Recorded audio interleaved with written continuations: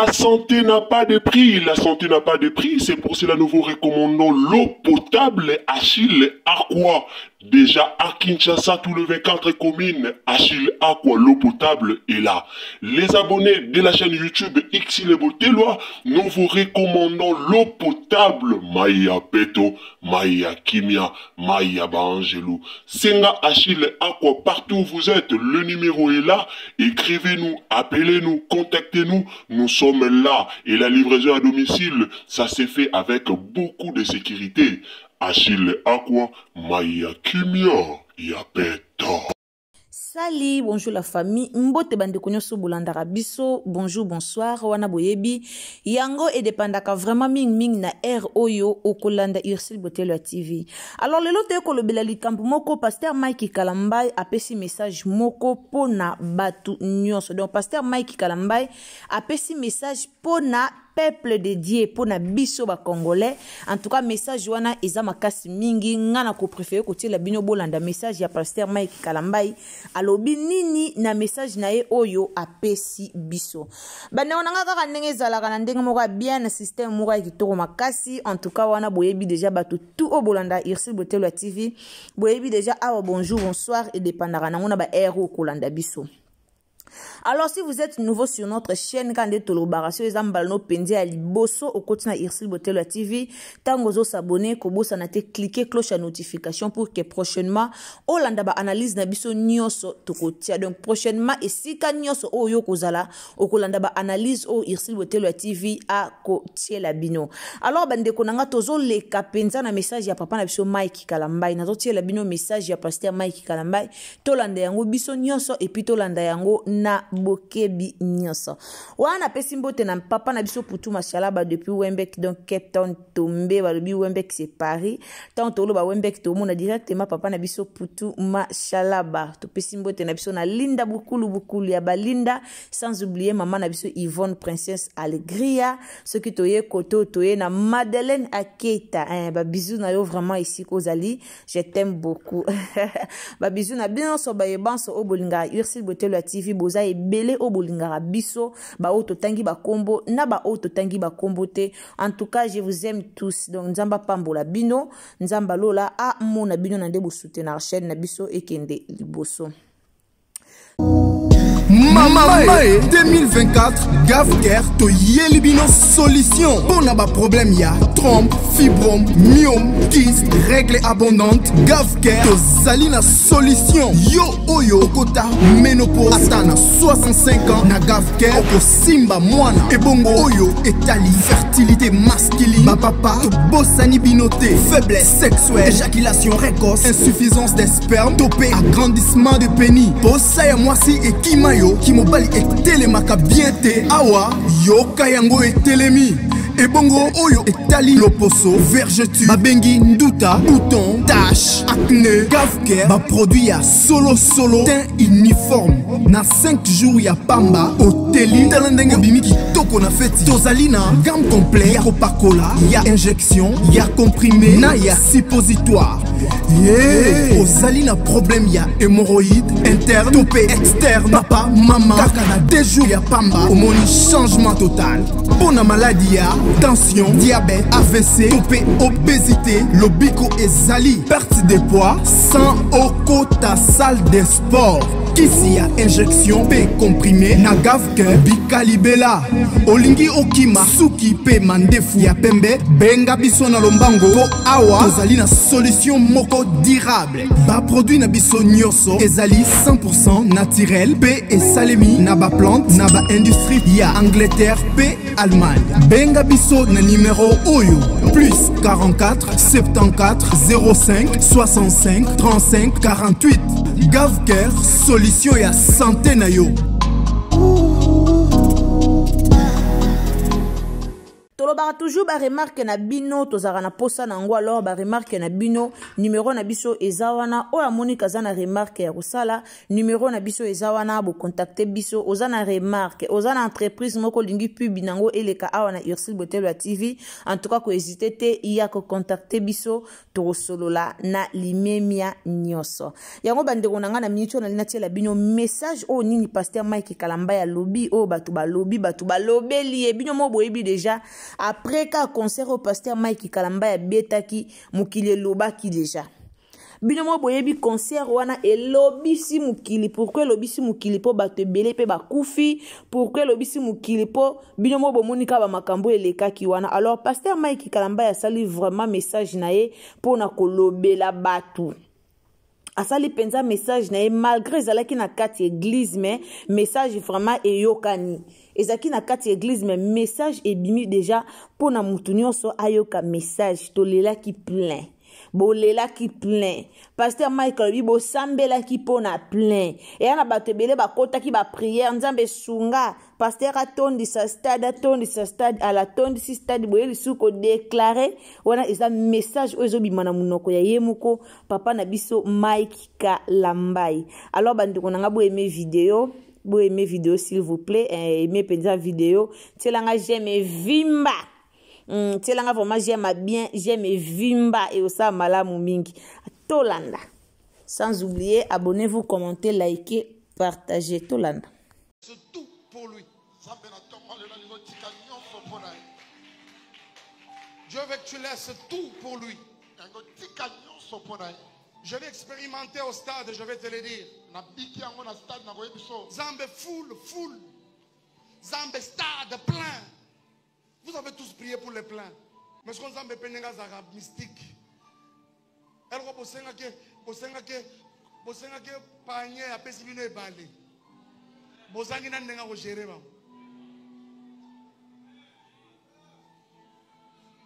Ça fait qu'à un moment, quand j'ai vu cette foule, ça veut Mike foule, il y a un oiseau. On m'a dit mon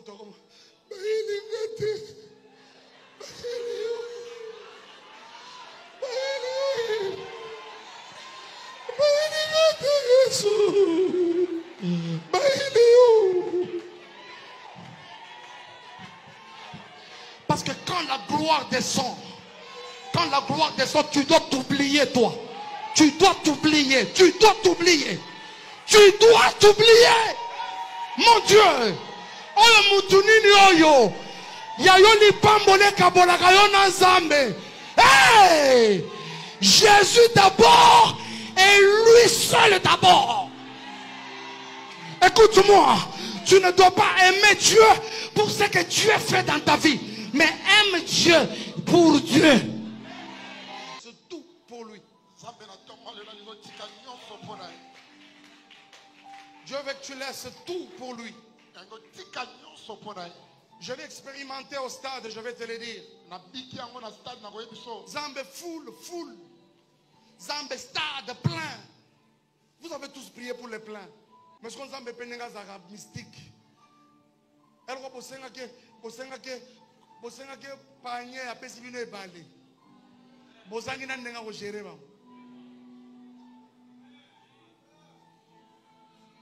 Ça fait qu'à un moment, quand j'ai vu cette foule, ça veut Mike foule, il y a un oiseau. On m'a dit mon tour.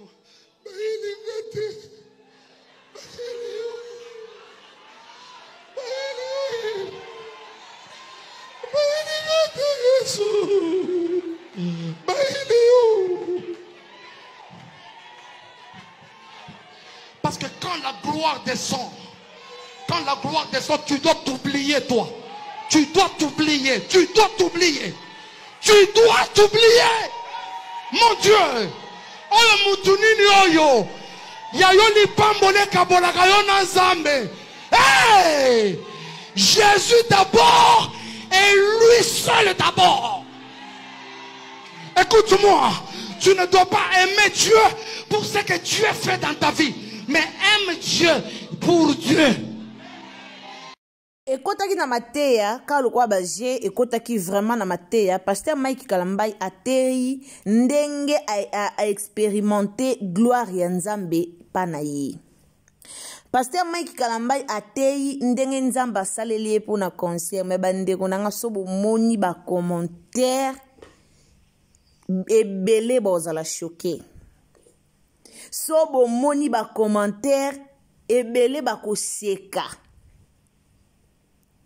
Batu musu balobi ke pasteur Mike Kalambai akomi kose monke na batu tandis que batu ebele bakufa ki na stade de martyrs azopesa message na église yazo sepelane na plein oye asalaki mais batu bakufa ki na stade de martyrs. Siko peuple congolais linga nini bomonde pasteur Mike Kalambai uto pesa message ndenga lobi ke non eza batu basambela ki Nzambe plein bosengi kitunga Nzamba bosengi cantine Nzamba pesi kitunga bosengi kitunga Nzamba pesi soki panier et soki baloba nini bosengi panier Nzamba pesi bino ebale.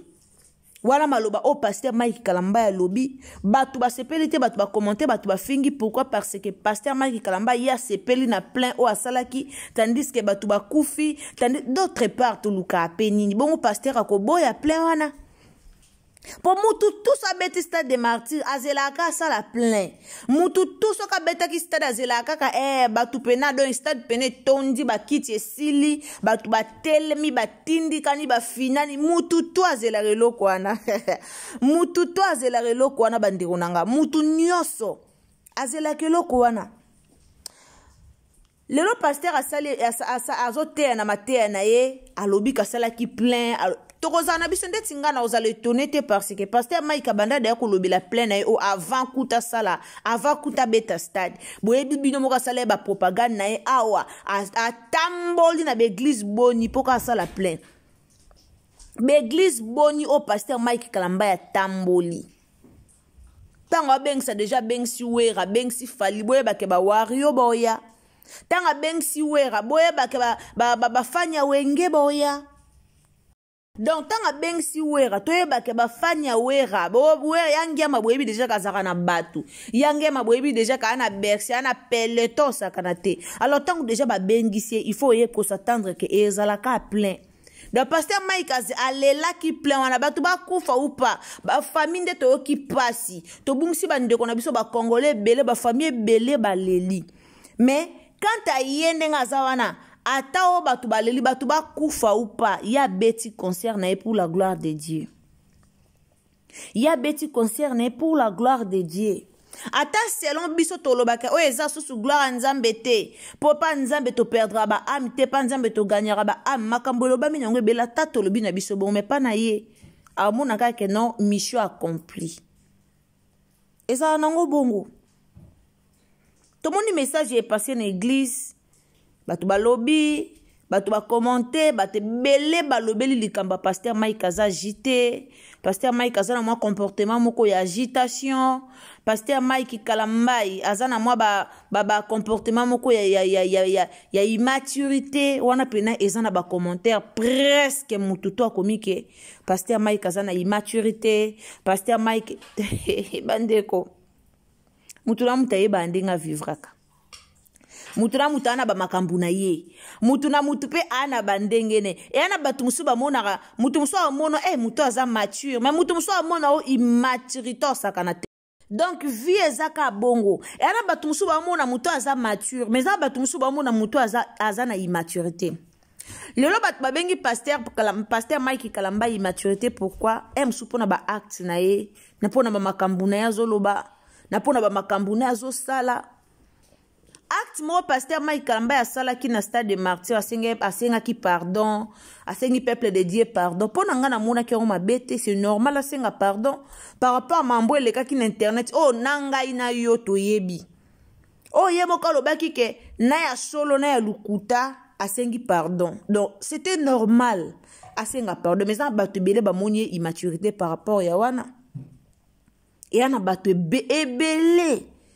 Message au Canada libino o alo bangon église so bo koti botali ba commentaire batu ba loba oza immature et oza immature na ebité mutu na mutu ana ndenge na ye alobila makambo mais Pour moi, ndenge batu bakufaki ebele. Ndenge batu bakufi na stade de martyr. Ndenge stade de martyr esali bongo nde batu bakufaki. Pasteur Mike azaki mutu moko te.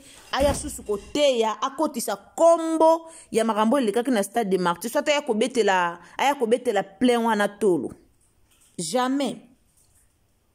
Par rapport à mamba wonenge lekaki, par rapport à atmosphère ezali na minute oyo, par rapport à mamba wonenge batu bakufaki ndenge batu balobela kiango ndenge ba famille ezolela, jusque là to mona ba famille belele kana émission ezoloba po jusque là na bakundi batu wana te.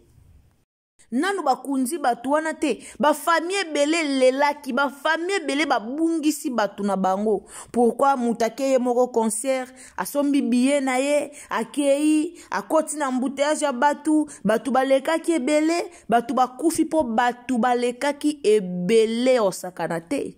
Yangwane bomi batu musu bakoka betufuma te bakufi ebomi batu ebele. Mais le pasteur Mike Kalamba quand même ote en église abeta tolo na likamba plein o e bomisi bato. D'autre part bato ba otomboka to bato ba oloba mutu na mutana ba raison na ndengene pona minute likamba ngokutu donc pétrole e bomami kande baloba moto e bomami na minute oyo. Na minute oli kambanga za teke o ba sopeli yango lisu pétrole. Dans la minute za lokwa moto si e bomami. Poto uta ki omona mikolo nyose uta ko leka izaki kaka makamba stade de martyr. Makamba stade de martyr. Batu bakufi, batu basalibe. Likambo wana ekangamaki na réseaux sociaux loko elo mususu. Ekangamaki. Ero koma na moma moko likambo elobami batu baki parli sute balobela su likambo plein pasteur Mike Kalamba ite batu balobela na bango su likambo ngote ka batu akufaki boye batu balobela ngote etika desaka ke no majabo alandela bakunda batu wana bakufaki po bango de ba obimisa mbongo ba okunda gouvernement alandela yango nde likambo etika li pour le moment. Mais tout moni pasteur Mike a yesu ko tombola sous likambango ya Bercy, a yesu ko tombola sous likambango o ya sala ki plein, a yesu ko tombola lisusu likambango o batu bakufaki. To ebite, c'est pour la gloire de Dieu, toté. En tout cas, to ebite, c'est pour la gloire de Dieu. Pour même ba famille o bakufeli, tangu ba Hollanda, ba oyoka, bana bango bakufi pona Bercy wana. Mais mouto salaki plein ayo ko beta lisola Bercy wana salaki ayo beta lisola plein oya salaki ayo ko sepela nango to pesi raison na batu balobi ke bateka ki babiya 20 000 places to pesi raison pour stade de martyr ya na 80 000 places batu bateki babiya 20 000 places to pesi raison soit bakoti bato fele. En tout cas, eza pasi. Mamba nzambe ezaka compliqué. Mamba nzambe eza compliqué. Mamba nzambe ezalaka vraiment compliqué. Mamba nzambe ya mama na complication. Donc jusque là, na affaire oyo, nzambe nda yebi problème eza nini. Nzambe nda yebi secret eza nini. Nzambe nda yebi o elekaki na se ya Bercy wana na se ya plein wana. Nzambe nda yebi biso batamukito za ba nani poto juger. Mais pasi eza kaka likambo deje zipama kinango, likambo deje sila kinango, iye moko pasteur Mike Kalamba ya zongisi yango lisu na internet. Po na minute o mututu azolobelango. Na minute o video wana mututu atie video wana pona kolobela mutu to azolobela likambo wana eza vraiment kitoko mingi te batu bakufaki elekaki mais likambo ozongisa lisusu bomoni ndenge na salaki plein bomoni ndenge Bercy ezalaki bomoni ndenge nzamba salaki bomoni ndenge boye ezo sepelisa batu te en tout cas place wana penza pasteur Mike meka ko bongisela biso place wana affaire wana se silaki nango toza suna affaire wana te potangu bozo ya kokumisa tosalaki Bercy tosalaki boye ezo zokisa lisu mitema ya bato bakufelaki ezo zokisa lisu mitema ya ba famille o bakufelaki mitema ezo zoka lisusu mitema ezozoka bango lisusu eza vraiment kitoko te. Alors merci beaucoup na bino so bolandaka biso, merci na bato bopesaka vraiment litoi na bino na Irsil Botelo TV. Message ya pasteur Mike Kalambai yango wana toyelaki bino. Naza sur biso nyonso tolandi message wana kimia na sur mututu alandi message ya papa na biso Mike Kalambai. Alors bandeko na ngaso ezamba no liboso trouver Irsil Botelo TV kande tolobaka s'abonner, commenter, o liker, o partager biso na Facebook, partager biso na Messenger, partager biso na WhatsApp, partager biso vraiment partout. Nzamba lola ako pambola tant on pose s'abonner ko bossa na te cliquer cloche à notification pour que prochainement tant toroya na ba analyse na biso e komela yo bisika nyoso o kozala ko bossa na te en tout cas ko kena j'aime na ngate aimer vidéo et ozala malamu mingi. Bisous, bye. Zambe stade plein. Vous avez tous prié pour les pleins. Mais ce qu'on a fait, c'est mystique. Elle va bosser que panier à pesibino et balé. Bossangi n'a pas géré. Vous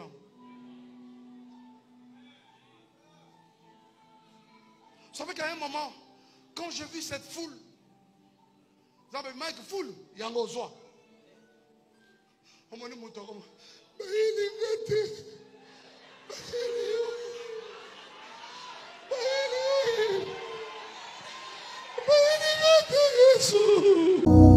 Mamae 2024 Gavker to Yelibino solution. Pour n'a pas problème ya trompe, fibrome, myome, kyste, règles abondantes. Gavker to Zalina solution. Yo oyo kota ménopause atana 65 ans na Gavker oko simba mwana. Ebongo oyo etali fertilité masculine. Ma papa to bossani binoté, faiblesse sexuelle, éjaculation précoce, insuffisance des spermes, topé agrandissement de pénis. Bossa ya mwasi et kimayo kimobali etelemaka bien te awa yoka yango etelemi.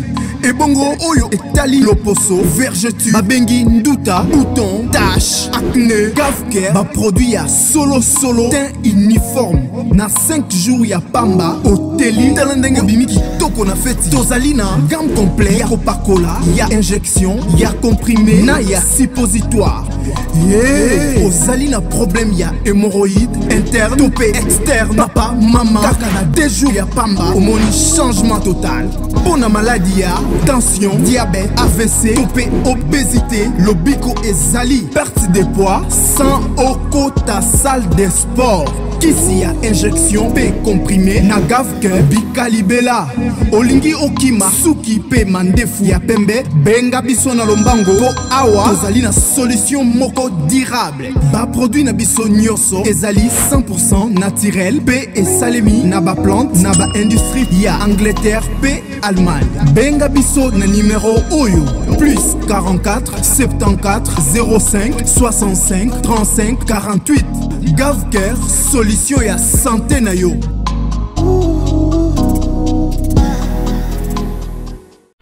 La santé n'a pas de prix, la santé n'a pas de prix, c'est pour cela nous vous recommandons l'eau potable Achille Aqua. Déjà à Kinshasa, tout le 24 communes, Achille Aqua, l'eau potable est là. Les abonnés de la chaîne YouTube Irsil Botelo, nous vous recommandons l'eau potable Maya Peto, Maya Kimia, Maya Bangelou. Senga Achille Aqua, partout où vous êtes, le numéro est là. Écrivez-nous, appelez-nous, contactez-nous. Nous sommes là et la livraison à domicile, ça s'est fait avec beaucoup de sécurité. Achille Aqua, Maya Kimia, Yapeto.